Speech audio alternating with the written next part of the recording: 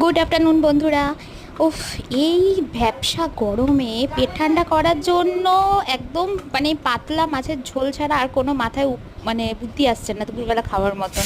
তাই জন্য একদম গরম গরম, মানে গরম গরম খাওয়া যাবে না, এটাকে ঠান্ডা করে খাওয়াতে হবে। শীতকাল হলে না গরম গরম খেতাম।